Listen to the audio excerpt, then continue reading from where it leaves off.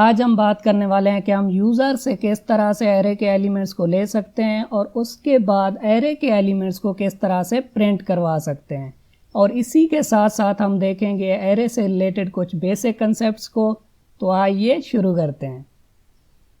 अस्सलाम वालेकुम friends, welcome to technical Amar. So first of all हम क्या करते हैं कि ये देख लेते हैं कि हमें एरे को बनाने की ज़रूरत क्यों पड़ती है और हम एरे को किस तरह से यूज़ कर सकते हैं।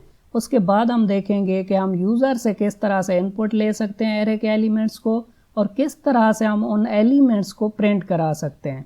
सो फॉर एग्ज़ाम्पल यहाँ पे मैं इंट टाइप का एक वेरिएबल बनाता हूँ ए।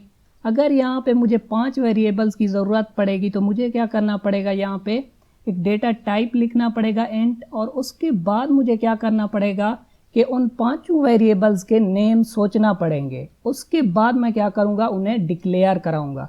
फॉर एग्ज़ाम्पल यहाँ पे मैं कहता हूँ कि मेरे जो 5 वेरिएबल्स हैं उनके नेम क्या होंगे, A B C D and E. यहाँ पे तो मेरे पास 5 वेरिएबल थे, उनके मैंने नेम भी सोच लिए और उन्हें डिक्लेयर भी करा दिया। फॉर एग्ज़ाम्पल हमारे पास अगर यहाँ पे 10 वेरिएबल्स होते, 100 वेरिएबल होते या थाउजेंड्स ऑफ वेरिएबल्स होते तो हमें क्या करना पड़ता, पहले तो उनके नेम सोचने पड़ते, जो कि एक बहुत ही मुश्किल टास्क था। उसके बाद हमें क्या करना पड़ता, यहाँ पे उन्हें डिक्लेयर करना पड़ता, तो ये भी एक मुश्किल टास्क है। उसके बाद हमें क्या करना पड़ेगा कि यहाँ पे हम लिखेंगे CN और यहाँ पे लिखेंगे A B C। तो इस तरह से क्या होगा, हमें बहुत सा काम करना पड़ेगा। यहाँ पे हमारा जो है ना बर्डन बढ़ जाएगा। तो इसी डिफ़िकल्टी को कम करने के लिए हम क्या करेंगे, एरे का यूज़ करेंगे। एरे बनाने का तरीका क्या है, यहाँ पे फर्स्ट ऑफ ऑल हम एरे का नाम सोचेंगे। फॉर एग्ज़ाम्पल मेरे पास एरे का नाम है ए। उसके बाद हम क्या करेंगे, यहाँ पे लगाएंगे स्क्वायर ब्रैकेट्स। इन ब्रैकेट्स के अंदर हम क्या करेंगे, एरे का साइज़ मेंशन करेंगे। फॉर एग्ज़ाम्पल अगर यहाँ पे मैं लिखता हूँ 5, तो क्या होगा, हमारे पास 5 एलिमेंट्स का एक एरे बन जाएगा। इसका मतलब ये होगा कि मैंने क्या किया, यहाँ पे 5 वेरिएबल्स बना लिए। अगर यहाँ पे मैं लिखूँगा 10 तो हमारे पास 10 वेरिएबल्स वाला एक एरे बन जाएगा। और अगर यहाँ पे मैं लिखूँगा 100 तो यहाँ पे 100 वेरिएबल्स वाला एरे बन जाएगा। इसका मतलब क्या होगा कि हमने यहाँ पे 100 वेरिएबल्स बना लिए। तो यहाँ पे हमारी मुश्किल आसान हुई कि हमें 100 दफ़ा नहीं लिखना पड़ा वेरिएबल्स के नाम को, और ना ही हमें सोचना पड़ा कि वेरिएबल्स के नाम क्या होंगे। सो एरे हमारे पास क्या है, एरे ग्रुप ऑफ वेरिएबल्स है, बट वो सेम टाइप के होने चाहिए। यहाँ पे हमने क्या किया, 100 वेरिएबल्स बनाए जो कि इंट टाइप के हैं। अगर आप चाहते हैं कि फ्लॉट टाइप के हों तो आप यहाँ पे लिखेंगे फ्लॉट, और डबल टाइप के हों तो आप यहाँ पे लिखेंगे डबल। तो हम क्या कर सकते हैं, सेम टाइप के एलिमेंट्स का एक ग्रुप बना सकते हैं एरे की मदद से।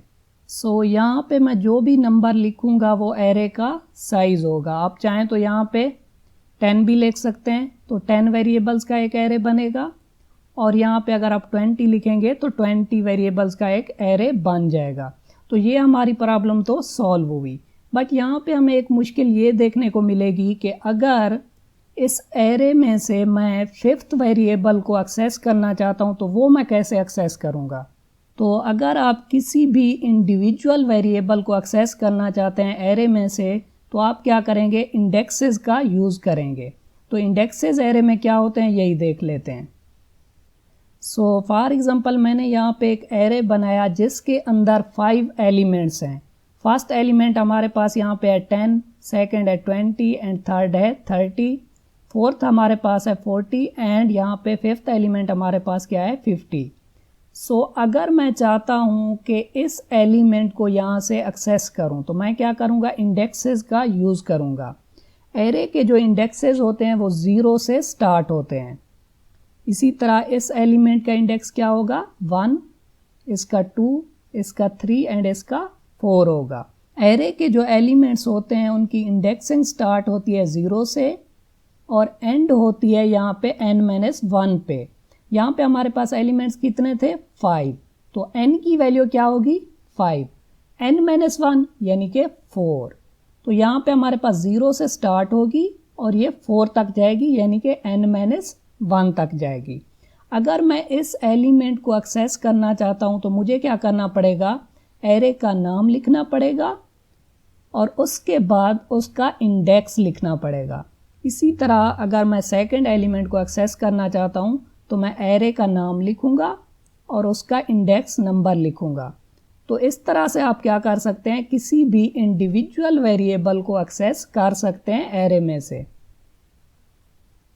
आप यहाँ पे जितना भी चाहें एरे का साइज़ रख सकते हैं, बट मैं आपको समझाने के लिए यहाँ पे एरे का साइज़ रखूँगा 5।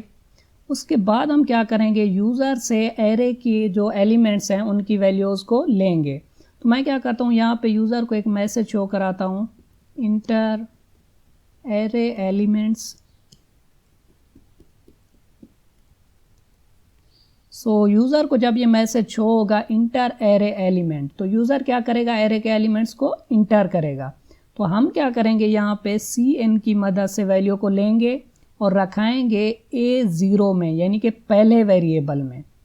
इसी तरह अगर मैं यहाँ पे लिखूँगा a1 तो दूसरे वेरिएबल में वैल्यू आएगी। बट हम क्या करेंगे, यहाँ पे इंडिविजुअल वेरिएबल्स को एक्सेस करने की बजाय, क्योंकि यहाँ पे तो हमारे पास क्या है, 5 ही वेरिएबल्स हैं, तो हम इस तरह लिख सकते हैं cn a0, cn a1, 2, 3, 4। But यहाँ पे अगर हमारे पास मल्टीपल वेरिएबल्स होंगे, यानी कि एरे का साइज़ बड़ा होगा, 100 होगा, 200, 500 होगा, तो यहाँ पे हमें बहुत सा काम करना पड़ेगा। तो हम क्या करेंगे, यहाँ पे लगाएंगे लूप। तो मैं क्या करता हूँ, लूप के लिए एक वेरिएबल बनाता हूँ i के नाम से। उसके बाद मैं क्या करता हूँ, यहाँ पे i की वैल्यू को हम स्टार्ट करेंगे 0 से, क्योंकि इंडेक्सेस स्टार्ट होते हैं 0 से। उसके बाद मैं क्या करूँगा, i less than equal to 4 तक जाऊँगा। उसके बाद i प्लस प्लस। उसके बाद हम क्या करेंगे, यहाँ पे लिखेंगे cn ai। तो यहाँ पे क्या होगा, फर्स्ट टाइम जब ये लूप चलेगा तो i की वैल्यू होगी 0। तो यहाँ पे हम क्या करेंगे, a0 में वैल्यू ले लेंगे यूज़र से। उसके बाद ये लूप दोबारा चलेगा, i की वैल्यू इंक्रीज होगी और हो जाएगी 1 less or equal to 4, condition हो जाएगी ट्रू। और यहाँ पे हम लूप के अंदर आएंगे और यहाँ पे हम वैल्यू ले लेंगे a1 के अंदर।